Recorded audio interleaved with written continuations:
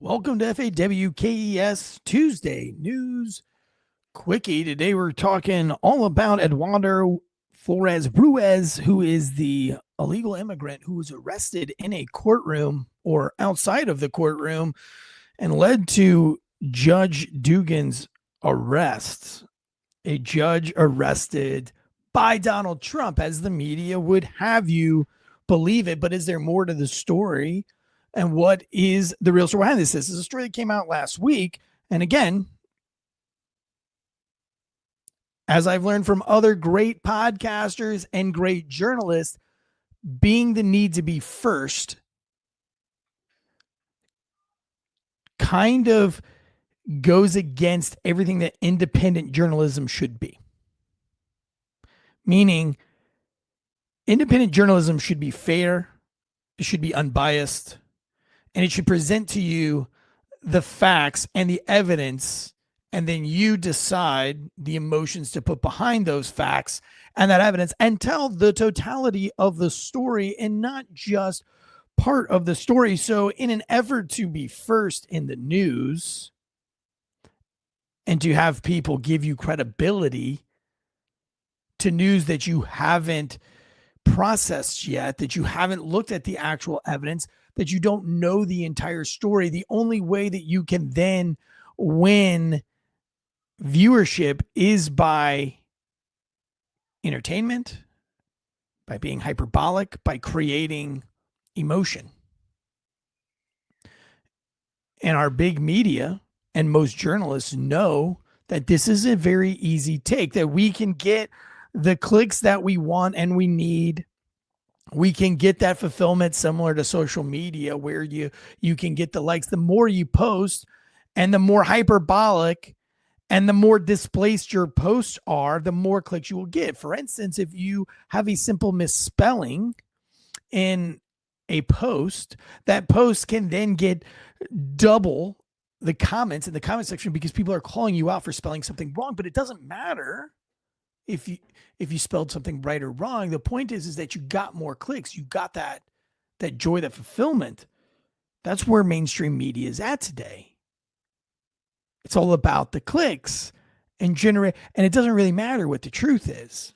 And so at FAWKES News, I like to digest the news, look at all of the evidence, wait for the facts to come out, and then I put it out. It's not that I'm last.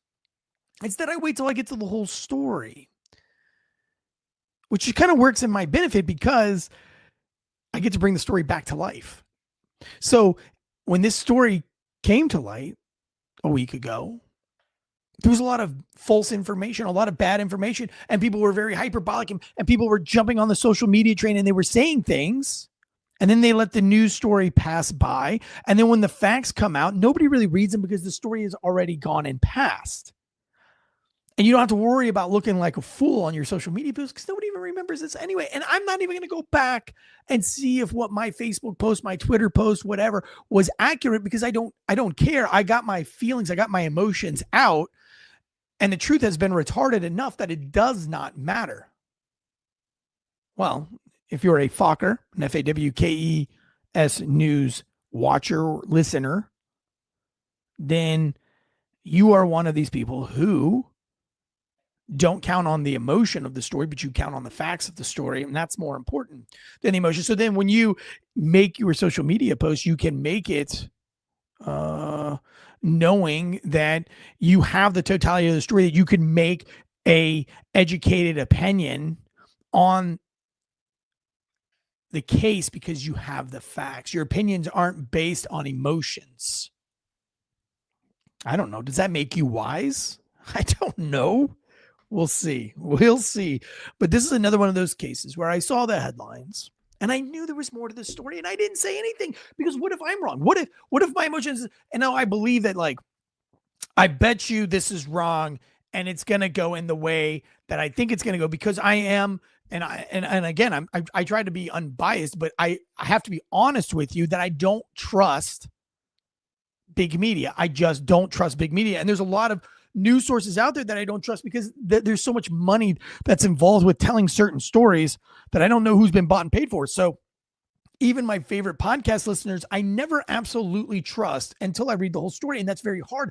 It's something I learned as a police officer, though. No matter how bad you want somebody to be guilty, right? Like, you come in contact with a domestic situation and the girl is acting like a complete B, or maybe it's the guy is acting like a complete D head. And you want that guy to be guilty just because of the way that they act or they present themselves. You have these judgments these first impressions. And as a police officer, if you want to be if you're really trying to be a police officer and trying to do the Lord's work, quote unquote, and you're not doing the work based on your own ego, which is very difficult on a human level, it's a constant struggle. You have to learn to step back from the case, ask yourself, what does the evidence show? And it doesn't matter who you want to be right or wrong. Is justice is being served? Because sometimes you're like, God, that woman is such a B. I'm going to go ahead and believe the guy. But that's not right either. That's not justice. That is justice on my feelings, on my emotions. That's not justice per se. What does Malcolm X say about justice? I always like this quote. I don't remember who told me this quote a long time ago, but I've never forgotten it. But injustice anywhere is a threat to justice everywhere. And that starts on the street, right? If there's injustice as a police officer, then it's an injustice everywhere.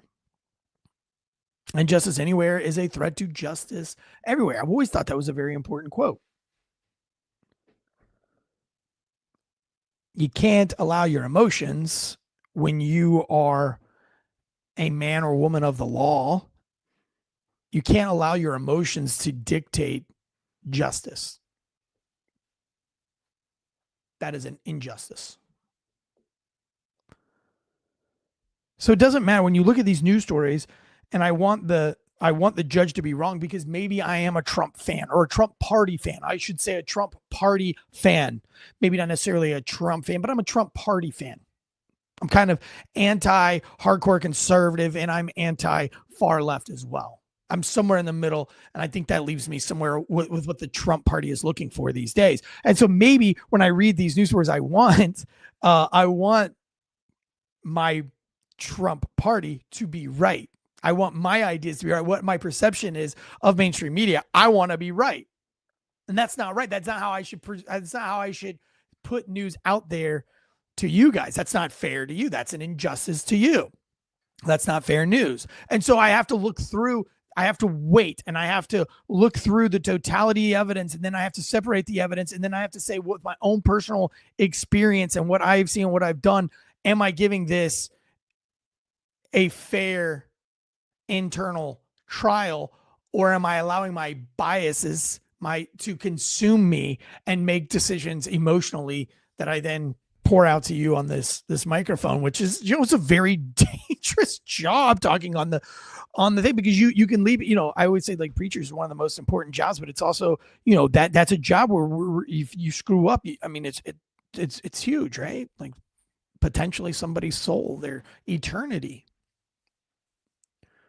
So I look at this story and I waited for the story to come out, but I had a feeling I was right from the get-go. And even though I had that feeling, I didn't put this news story out because that's not right. And what you're going to see in this story is that this judge, she doesn't believe that the justice system should work without emotion. And she allows her emotions to consume her, and she makes very emotional decisions that are unjust. And that's the whole story here. That's the whole story of Eduardo Flores Ruiz. And you have to ask yourself is, how many judges are like Judge Dugan? I don't know. There's 30,000 state judges. There's over 1,700 federal court judges. Out of all of these tens of thousands of judges, how many judges have, or chief of police's, sheriffs, how many of them are consumed by the emotions of their political ideologies, and they've left justice out of the equation? Today's show is brought to you by ghostbed.com/Wolfpack. Sleep so good it's scary. And factormeals.com/Wolfpack. Wolfpack50 off. That's factormeals.com/Wolfpack50 off. Today, we're going to talk about this whole Eduardo Flores Ruiz case rather quickly. I'm only going to take about 25 minutes of your time, but I think it's an important story, and it's why I chose it today, because I didn't want to get in the weeds of it tomorrow on our long formatted show. I want to get into it to you today because I think that this is important, and it should open your eyes to what judges you're voting for and how important paying attention to judges is when it comes to voting. And this is a really important story, and it's a story that has a lot of headlines that have a lot of people confused, and I think it warrants an explanation. But right now, summer is coming. Pool season is upon us. I'm about to pay our pool membership at this little private pool that we go to, and you want to look your best. You want to feel good while you're at the pool. You want to be all self-conscious at the pool. That's why I love Factor Meals, because it helps me not have to worry about meal planning and dieting. I know that if I'm sticking to my meal plan through Factor Meals, maybe you want to go calorie conscious and lose some weight. Maybe you want to go protein heavy because you're going to get jacked and swole. Maybe you're on that keto diet. All of these meals, the menu items that Factor Meals has, are chef prepared, fresh, and never frozen meals that you pick, that you customize, delivered right to your door. Again, like I said, you want to go keto? They have a meal plan for you, and it gets delivered to your door every single week. You don't have to go to the grocery store. You don't have to, on the way home from the pool, you're all sunburned, and all you want to do is get home and take a shower and get on the couch. But no, you have to go to the grocery store first. You got a meal plan because it's Sunday and tomorrow the work week. No, stay on vacation. Stay on that little mini pool vacation that you just left poolside, because you don't have to worry about it. All your meals are being delivered right to your door for the week. 2 minutes or less in a microwave, even if you have one of those peasant first responder microwaves at your law enforcement shop or your EMS shop, or maybe you're a school teacher. I don't think they have the best microwaves in the world in those teacher planning areas. But even with those cheap microwaves, government issued microwaves, you can have a meal ready to go in 2 minutes or less. Again, chef prepared, fresh, and never frozen. Head over to factormeals.com/Wolfpack50 off. Factormeals.com/Wolfpack50 off. That's 50% off plus free shipping. Start your meal planning today. All right, let's go into this. March 18th, Eduardo Flores Ruiz, he had 3 counts of battery, domestic abuse, infliction or injury, allegedly punched an individual 30 plus times. And not only that, but back in 2013, under the Obama administration, there was an order to deport him. And there's so this is the whole story around Eduardo Flores Ruiz. It starts around he entered the country illegally, and he began to commit crimes even under the Obama administration. So much so that even under the Obama administration, they said he's got to go. He had an order of expedited removal from 2013. This is when none of the media, none of the leftists cared about what happened to our illegal immigrants. And as we know, Obama, has a strong stance on getting rid of illegal immigrants. Matter of fact, there was a thing that 75% or so of immigrants were deported without any process. Which, some could argue that they don't get due process, or they did get due process because they were entered here illegally. And so they don't really fall under a due process type situation. It doesn't matter what you believe. Back then, Obama had a strong stance on immigration, and there was an order of expedited removal for Ruiz. Now I'm going to be taking a lot of my information today from the National Review.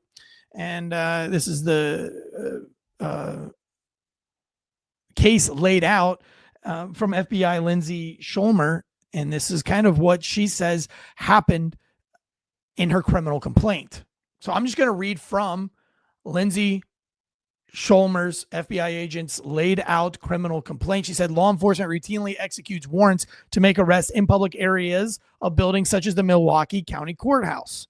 The reason for this includes, but only the fact that the law enforcement knows the location at which the wanted individual should be located, but also the fact that wanted individual would have entered through a security checkpoint, thus unarmed, minimizing the risk to injury to law enforcement, the public, and wanted individuals. One of my favorite ways to clear my beat bag as a police officer was doing just this. And if I had to be in court, which I had to be in court multiple times a month, forced to be there. So I could get off at 6 o'clock in the morning and have to be at court at 8:30 in the morning after working a 12-hour shift. That's just part of your duty. You don't get to take the day off and then make court your court day. What you do is you get off at 6. You usually sleep in your car, or maybe you live close enough to the station you can go home for a quick nap, but you got to turn around and be right back. Maybe you go to Waffle House and get some breakfast. Then you go to court and you get out of court by 11. You take a nap and you still got to be at work at 6 p.m. to work your 12-hour 6 p to 6 a shift. So a very easy way to clear your beat bag, your warrant bag, your bag of warrants, is to look to see who you have in court for the day. Maybe there are 30 arrests that you had from 3 or 4 or 5 months ago that you are now in court for, that have now made it to the courthouse, and you don't remember those people, but you look at the 30 names that are going to go before the judge in, citations or arrests or whatever, from misdemeanors to felonies to DUIs, all of the things that you did 2 or 3 months ago, and you run those names to see who has outstanding warrants. And at the end of their court appearance, as they go to exit the courtroom out into the court hallways, you're usually waiting out there with another officer, and you get them right there. They have nowhere to go. Because see, if a bailiff is walking them out of the courtroom, behind him, he doesn't know, the suspect doesn't know. And then you have 2 officers at the door. He has nowhere to go. He's blocked in. And we know he doesn't have weapons because he's gone through all the security and things like that. It happens in courtrooms across America every single day. It's never been an issue. It's never been an issue. People don't even know it's happening. It gives little room for any kind of a fight. There's almost no commotion, no drama, and almost nobody knows what's going on. You just grab the guy by the arm. You say, hey, man, you have a warrant for your arrest. Come with me. We're going to walk down this hallway real quick. Well, sir, we're going to take care of it over here. There's 1,000 different doorways that lead to private hallways. You take them right into the private. It's like Disney World. And then you hook them up. And there's literally no drama, no chaos. And this happens. Nobody's ever had a problem with it. Ever since I've been a police officer, that when I was a police, that was a normal thing. It was a normal thing. But now we have is emotions interfering with justice. So it's how we feel. Well, now we don't like this rule because we feel like it's unfair, because we don't like Donald Trump and we don't like the immigration policies and laws, even though we can't articulate why we don't like them. I still haven't had any articulation of who's advocating for the victims of Flores Ruiz, the person who got punched in the face 30 times, the woman who was meleeed, as witnesses put it in the charging language. Who's advocating for her? Like, does she not get justice? Like, why does she get to here? Why do these folks that get to live here legally and abide by the rules, but somebody who moved here illegally gets to disobey laws, not once, but multiple times while they're here, and they have advocates for them? Nobody's advocating for the victims. And so they have an arresting team that they put together, and this is 1 ICE officer, a Customs Border Protection officer, 2 FBI agents, and 2 DEA agents, according to an affidavit. The agents were generally dressed in plain clothes and intended to execute the arrest in as low-key and safe a manner as possible. Again, this happens every single day across the country, in every single courtroom, even the small ones. On some level, this happens every single week, if not every single day. ICE and other federal law enforcement officials making the arrest inside the courthouse, but outside of the courtroom is legal, which many established residents. So let me go back to FBI agent Lindsay Solomer's statement. The Milwaukee County Courthouse, as a quote, stands as a cornerstone of justice where residents come to seek information. I'm sorry, this is coming from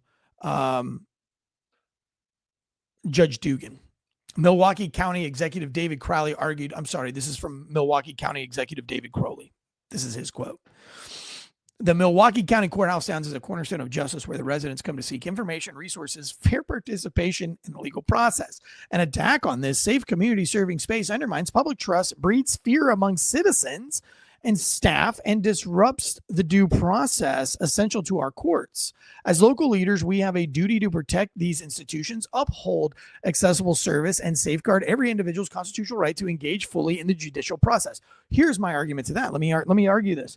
You have a man who's involved in a hit and run. Let's just make up a name. Let's make up a name. We'll use my name so that nobody can be offended. Eric Tansey is involved in a DUI hit and run, and he's totaled your car, and you now have a rental car. You're unable to get up with them. The insurance is giving you a hard time. You've got to have more information. Your kind of life's been put on hold, and you know that that this investigation needs to get cleared up so that you can get paid for all of your medical damages and all these other things. And they have a warrant. They have enough for a warrant for Eric Tansey in this hit and run. But now he goes to court, and all of a sudden, well, we feel like, well, he's at court for some other crime that he committed, and we don't think it's fair that we arrest him for the other crimes that he's committed because he's here, and it's serving as this is where Eric is coming to seek information, resources, and fair participation in the legal process. Where's the fair participation for the person's car who I hit? It's not fair that I drove away. It's not fair that I ruined their car and maybe their life. So where's the fairness? And so I have a problem with County Executive David Crowley's opinion on this, because, I don't think that is serving the community when you allow criminals who have warrants, which are signed by Democrat and or Republican magistrates. You don't even know who signed off. It's like back in the Breonna Taylor case, the DA was a liberal DA that signed off on a no-knock warrant, even though the cops didn't serve a no-knock warrant, and they were accused of serving a no-knock warrant when they did not serve the no-knock warrant, which a liberal DA had actually issued a no-knock warrant in the first place. So it's like when we make the rules, you have to follow them. But when we break our own rules, we'll just change the rules really fast. After showing the ID badges, this is now going back to the affidavit. After showing ID badges, a shift sergeant with the Milwaukee County Sheriff's Office asked that any arrest wait until after the completion of the scheduled hearing before Judge Dugan. As this was standard practice, Deportation Officer A and C, the Border Patrol Officer A, agreed that they were allowed to proceed unescorted to the public hallway outside of courtroom 615. So let me break this down for you. Very simple. So a shift sergeant, the sheriff's department typically runs the jail. That's your bailiff. That's all ran by the sheriff's department, not the police department. And so the head shift sergeant of the courthouse, of the sheriff's department, approaches these individuals, the ICE and the Border Patrol and the FBI and the DEA guys who have this warrant for Eduardo Flores, and they say, listen, you can serve it, but we need to wait until after Judge Dugan is done with the current case, and then we'll let you guys take him in the back hallway and you can arrest him there. No big deal. Again, this is standard practice. FBI agent A displayed his credentials to the courtroom deputy and informed him that they were there to assist ICE in arresting Flores Ruiz. They agreed that the arrest would take place after his court appearance. The agents then left the courtroom and took positions in different locations in the public hallway. Now, this all happens before anybody's in the courtroom, so the courtroom would have been empty when this discussion took place. From the moment Judge Dugan learned that the ICE agents were in the courthouse, she apparently insisted that they did not have the authority to arrest Flores Ruiz. Why do you think Judge Dugan insisted that they do not have the authority to arrest Flores Ruiz? Why?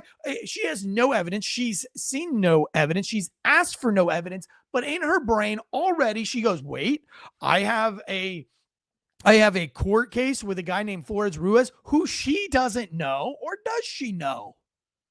I don't know the answer to that, but it seems very odd that she doesn't know any parts of this case. She hasn't heard any of the trial or anything like that, but automatically she's like, they do not have the authority to arrest Flores Ruiz. And she's going to learn very quickly that you can't just say things. Like, I can't just say, like, you don't have the authority. Well, yes, I do. And let me show you the authority. Whereas I could have said, do you have the authority to do this? Just because you say something with authority doesn't mean you, in fact, have the authority. Just like they said, we have the authority to arrest Ruiz. My question would be like, let me see it. It wouldn't be, no, you don't. That's an emotional response. That's not justice. That's how I feel. Like, I don't feel like Ruiz you should have authority to arrest. I don't feel that way. So I'm just going to, as my judge in my robe, I'm going to exert my authority by telling you that you don't. And she's going to soon realize this in this statement. Judge Dugan and Judge A, who were both wearing judicial robes, approached members of the arrest team in the public hallway. Judge A's courtroom is located adjacent to Judge Dugan's courtroom. Witnesses uniformly reported that Judge Dugan was visibly upset and had a confrontational, angry demeanor. Why so angry, Judge? Why is this personal to you? You didn't hear the victim's statements. You've never even heard a statement from the suspect, Ruiz. When a police officer comes in contact with victims and they hear the victim's story about being bludgeoned in the face 30 times by somebody's fist, and that this person was unreasonably playing loud music and wouldn't turn it down even though multiple neighbors begged them to stop playing the music so loud so night, do they not have a right to live in peace?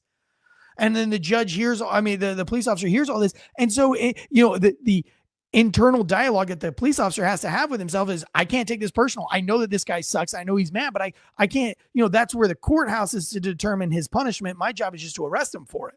But it's a lot easier for it to be personal for the police officer having heard the victim statement and empathizing with the victims. And then we were brought to a judge. And so the police officer's not allowed to be at all biased in this. He can't have emotion, or she cannot show emotion in the arrest of this, of Ruiz. But then a district court judge can then have all of these emotions tied to a case that they're not even privy to.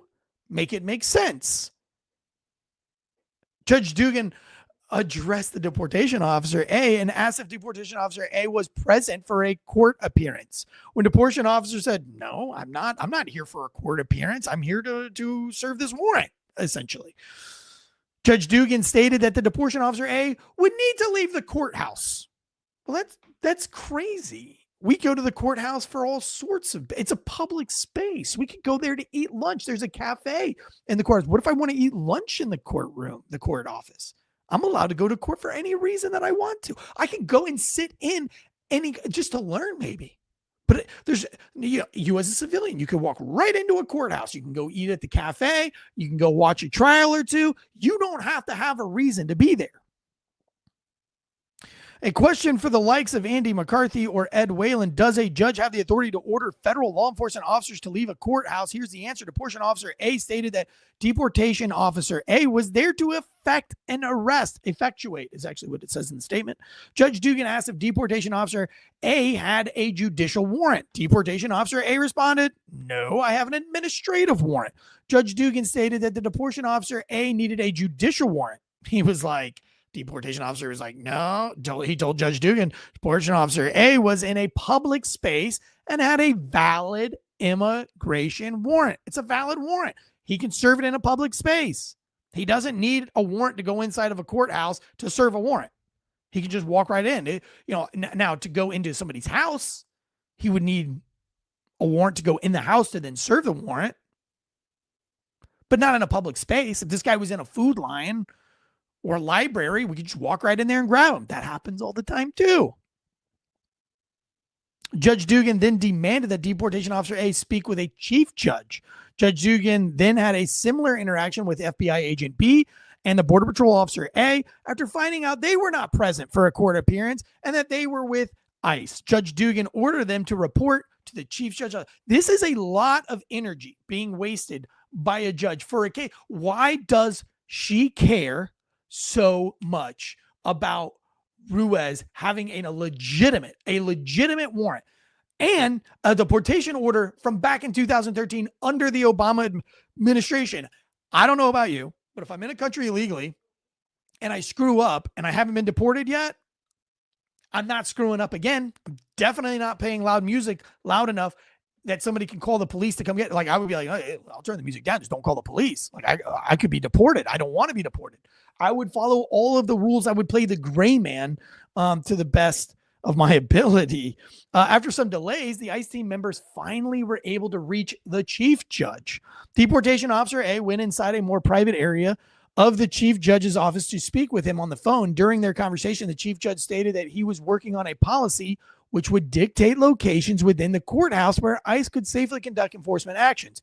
Again, Every administration prior to this wasn't a big deal, wasn't on anybody's radar. Now Trump's in office, all of a sudden we're going to start changing the rules to make it more difficult.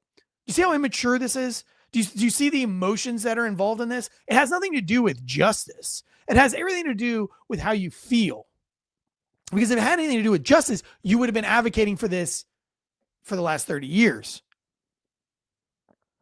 Deportation Officer A asked about whether enforcement actions could take place in the hallway. The chief judge indicated that the hallways are a public area. Yeah, you can do it. Go ahead.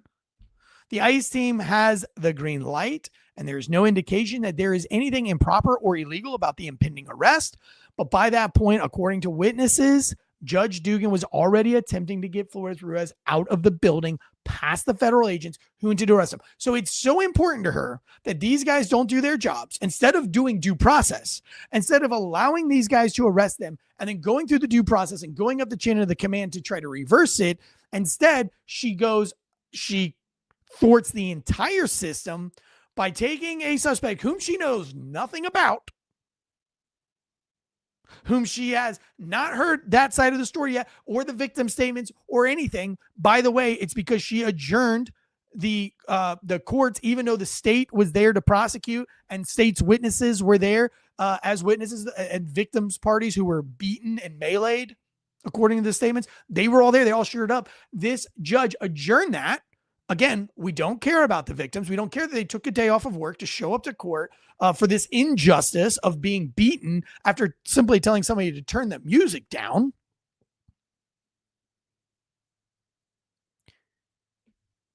This judge adjourned that and made it a point that she got involved on some kind of social justice, emotional roller coaster ride, where she is now going to help this man who has literally at this point deserves no help from anyone. This isn't like a Robin Hood situation here. She's just taken upon her hatred for Donald Trump. Her Trump derangement has consumed her so bad that she's not even looking outside of her feelings to see what is and what is not justice. And she helps this guy escape the courtroom. The courtroom deputy recalled that upon the courtroom deputy's return to the courtroom, defense counsel for Flores-Ruiz was talking to the clerk, Flores-Ruiz was seated in the jury box rather than the gallery. That's crazy. The courtroom deputy then saw Judge Dugan get up and heard Judge Dugan say something like, "Wait, come with me." So if you've ever been to court, you have a gallery, which is where everybody sits. All your suspects sit there and they wait to be called up. And then you have a jury box. And if there's no jury, that is where witnesses, like let's say there was a theft at Walmart, though the Walmart security guard that witnessed the theft, he might be sitting in the jury box. And there's other police officers and state troopers and sheriff's deputies that are all waiting for trial. They get to sit in the jury box because they don't have to have their back towards anybody. It's a very safe place to be in the courtroom. So that is where they get to sit when there is no jury. But in this instance, they move Flores-Ruiz to the jury box. Why does he deserve to get to sit there? He's not a law enforcement. He's not a witness. He's not a victim of anything. He's the suspect in the case, and yet you're making the victims sit in the gallery, but you're allowing the suspect to sit in the jury box. Make it make sense. Despite having been advised the administration warrant arrest of Flores, Judge Dugan then escorted Flores his counsel out the courtroom through the jury door. Now, there's a public hallway, and then there's the judge's hallway. And the jury exits through the jury hallway. Why? So they can't be intimidated, so they can't be retaliated against. It's a very small hallway, so it would be easy to see if jurors were talking amongst each other about the trial, if they were told not to talk about the trial on their break or whatever. So it is a very strategic area. Also, off of this hallway are all the judges' offices. So the judges can go to their own bathrooms and walk up and down the hallways without having to, again, worry about retaliation from people or running into suspects out in the hallway. It's a private hallway in a public building, essentially. And so it's like a non-public area. And so she escorts this suspect, Flores-Ruiz, who has done nothing that she knows of to be granted this kind of access, takes her out the jury door. Judge Dugan directs people not to sit in the jury box because it was exclusively for the jury's use. Second, according to the courtroom deputy, only deputies, juries, court staff, and custody defendants being escorted by deputies use the back jury door. Defense attorneys and defendants who were not in custody never used that door, according to these statements. You don't have to look far to find the figures on the left arguing that, because the man in question and his attorney were in the public hallway where agents watched him and his attorney, and then they didn't arrest him. So that's the argument that you're seeing by the mainstream media, is that, well, if they could have arrested him in a public building, and there was, without question, why didn't they arrest him in the public hallway? Why did they wait till he was in a private hallway to then try to arrest him? That's what the mainstream media has people questioning. Well, if we remember, if we go back to the beginning of the story, they went into the courtroom before anybody got there, and the sheriff in charge, the sergeant in charge, said very specifically, you can arrest him. We would prefer that you did it after this trial, so that this trial, this court case that he's in, is not retarded. The victims are here, the witnesses are here, the state's here, everybody's going to be here today. Let's get that trial done and over with, and then you can arrest him and deport him on the other cases that he has. By the way, this guy has been on the run since that court-ordered deportation order under the Obama administration back in 2013. So, and again, multiple domestic abuses. So these fingerprints have now led ICE to this door. So it's not like they just decided to go after Ruiz for some 2013 court order. No, his fingerprints pop back up in the system, and that he was going to be in court. And they're like, oh, bada bing, bada boom. And look at what we have here. This guy has a history of continuing to commit crimes. Let's go and get him.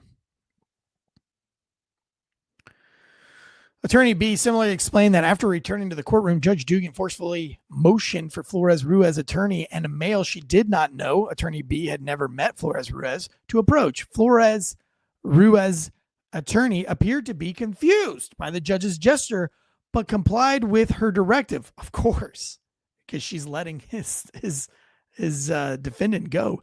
Judge Dugan commanded Flores Ruiz attorney and the male to leave through a back door of the courtroom.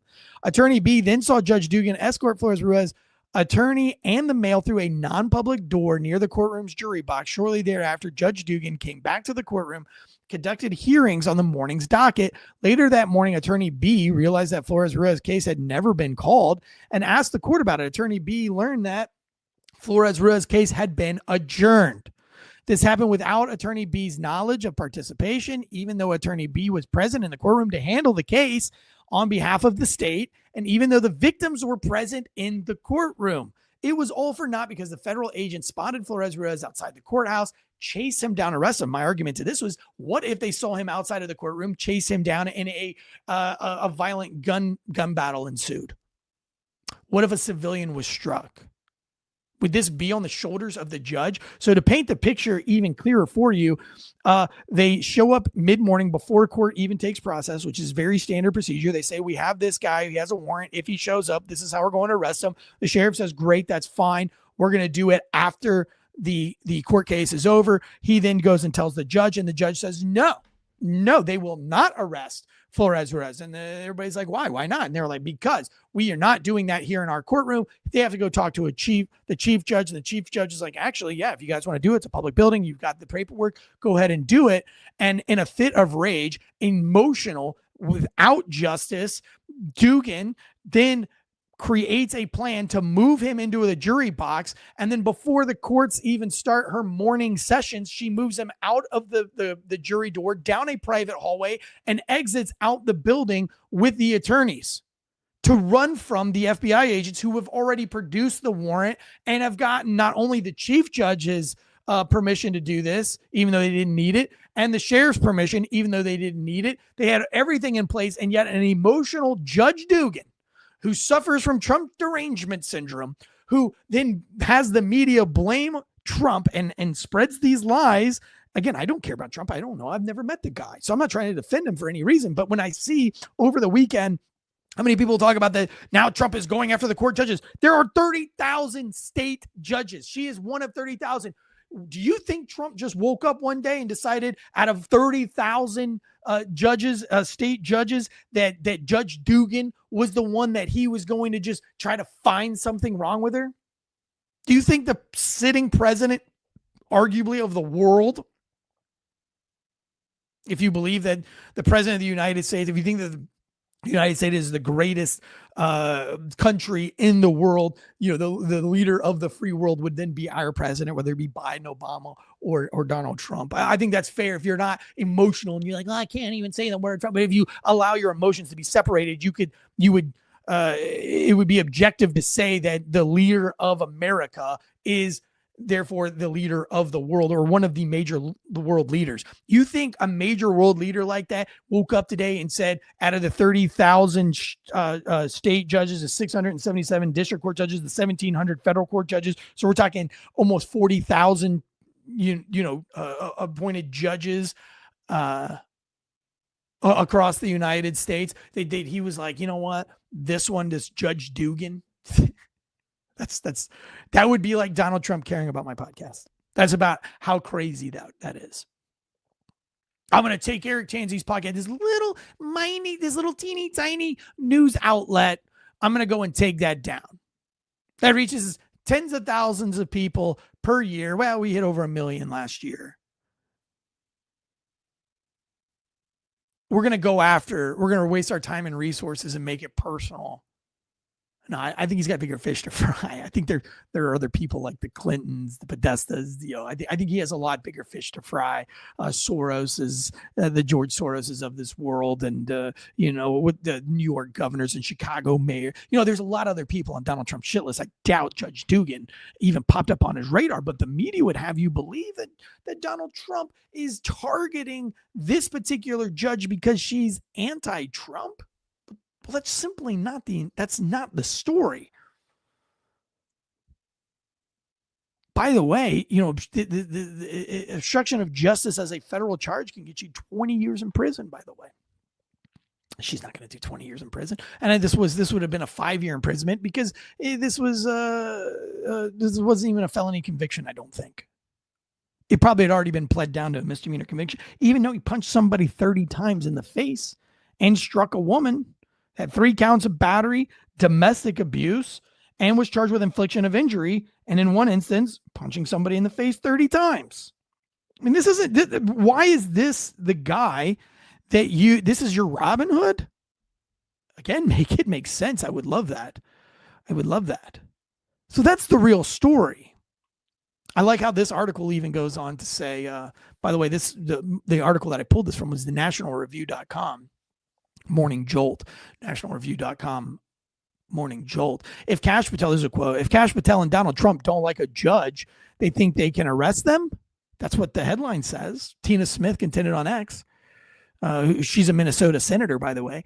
She says, if Kash Patel and Donald Trump don't like a judge, like what are the chances that Kash Patel or Donald Trump even ever heard of this bullshit judge, one of 30,000 in Wisconsin? Wisconsin Governor Tony Evers issued a statement that sounds like it's vaguely supportive of Dugan, but doesn't really address her case directly. In this country, people who are suspected of criminal wrongdoing are innocent until they're proven guilty beyond reasonable doubt, and they are found guilty by a jury of their peers. This is the fundamental demand of justice in America, is it? Because I remember the Daniel Penny case that not being the case at all. I remember in the Kyle Rittenhouse case that wasn't the Sergeant Mattingly case that wasn't the case at all. In the Michael Brown case, that wasn't the case at all. It seems like the only time the guilty are innocent until proven guilty is if they are prior criminals. If they are good human beings that have never committed crimes but commit a crime for their first time, they automatically are the bad guy in your scenario. They're guilty until you can manipulate everybody into believing that they're guilty. Ahmaud Autry case, by the way, right? How about this one? Because this is a clear cut case. The Daniel Holtzclaw case, no evidence that actually disputes that Holtzclaw was guilty, innocent evidence that exonerates Daniel Holtzclaw, yet you still found him guilty through the media, and you continue to say the same lies, even though you know that they are lies. You know that he tested negative for steroids. You know that there was no DNA. There was no oral DNA. There was no vaginal DNA. There was no DNA on his pants. And we have case after case after case that even shows that officers who got boners in their uniforms had DNA of a sexual nature on them, and he had zero. But yet you took this crackhead who was up for a suspension of 30 years on her driver's license, who said he was forced to give a 10-second blowjob to Daniel Holtzclaw. You found him guilty and gave him 200 years because it was the most politicized thing, that you blew it all out of proportion, and by emotions you found an innocent man guilty. The only thing he's guilty of is being a white Christian male police officer. And by the way, you can go to the Free Holtzclaw podcast, which we have a 1-year in-depth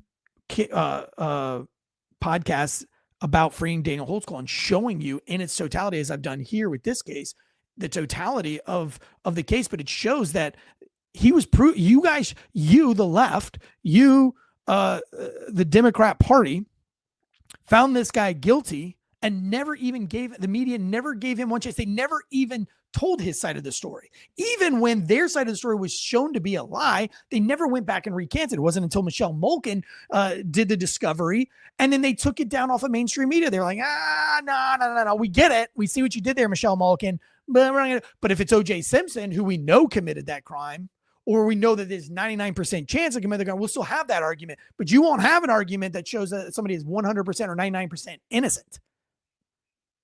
Same goes for Casey Anthony. Like, you know that she had a major role to play in her child's death, yet you found every excuse to try to find her innocent. But then when you have a man who all the evidence shows that he's innocent, you find these small little nuances, you retard them to a jury, and then you have the media perpetuate lie over and over and over again until the entire public believes it and there's no public outcry, and you've now sentenced a man to 200 years in prison for a crime he did not commit. That is not justice. That is not justice. Injustice anywhere is a threat to justice everywhere. And in this case right here, with Ruiz, again, just a minor injustice.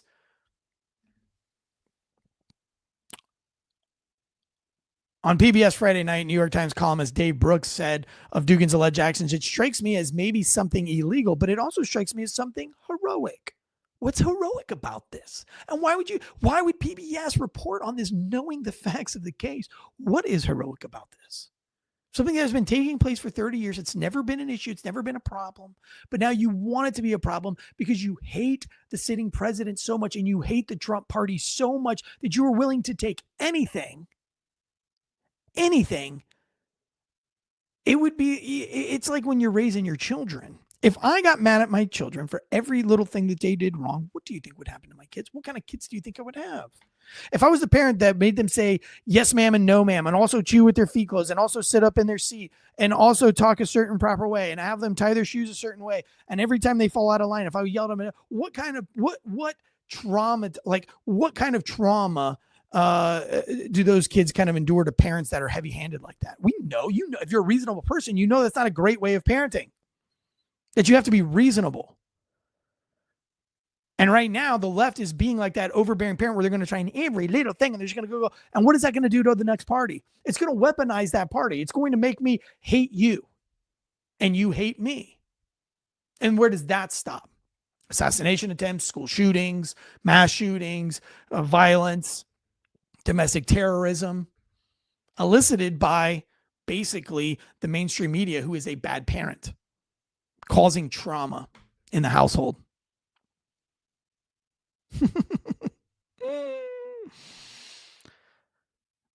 So anyway, that's the whole story on Eduardo Flores. Maybe you don't like my opinions of the facts, and maybe you have your own opinions of the facts, and then you can comment below, and you can follow FAWKES News on Instagram if you would like.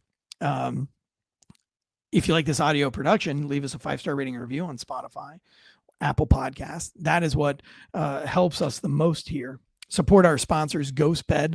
That deal ends. The 40% to 50% off deal ends this month. So head over to ghostbed.com and get you Sleep So Good It's Scary. Get it now while the getting is good, because they're changing up all of their marketing going into May.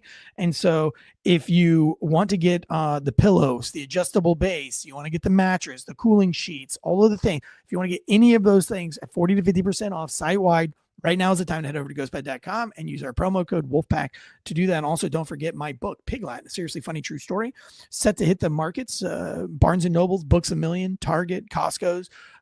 It's up for pre-order right now on Amazon, Barnes and Noble, Books A Million, wherever you purchase books, you can get the pre-order now. And I encourage you to get the pre-order because that is what's going to help make the New York Times bestselling list. But I'm not even really so much worried about that because we have much bigger news with the book as of late. Can't really talk about it yet, but we've got something amazing in the works right now, and contracts are being signed. And so very exciting times. And if you want to be on the ground level of that, head over to Amazon and purchase Piglet, a seriously funny true story. Do it today. Check out our other podcast on the network, Failure to Stop podcast, which is every Friday. Santana True Crime, which is true crime from a police officer's officer and investigator's perspective. Cameron Santana, who wrote the book A Murder on Campus and solved the cold case of one of North Carolina's most notorious cold case crimes. Head over to Santana True Crime. And then we have the free Holtzclaw podcast, of course, which is our year-long project to do that, to expose and to free Daniel Holtzclaw and expose that case. Until tomorrow with our long format show, where I'll have two special guests in studio with me tomorrow, talking all of the current news that's going on, a lot of stuff to catch up on. Canada's elections underway or just wrapped up for that matter. We've got lights out across the UK, cyber attacks. We've got North Korea meddling in some shipment of bombs that were used in some explosions worldwide. We're going to get into all of that in great detail on tomorrow's Fox FAWKES News' Last Call segment, which is hitting multiple news stories. I know this one's supposed to be shorter. It's a little bit longer than usual, and I apologize for that, but it's a case that I feel like you guys should be privy to, and you should have the information so that you now have the totality of the case. You have a little bit more than what you had last week, and you can make an educated assessment on whether you want this to be your emotional battle cry. We'll see you guys tomorrow. G.I. Joe says it's the best. Maybe you didn't know about Eduardo Flores Ruiz, but now you do know, and knowing is how.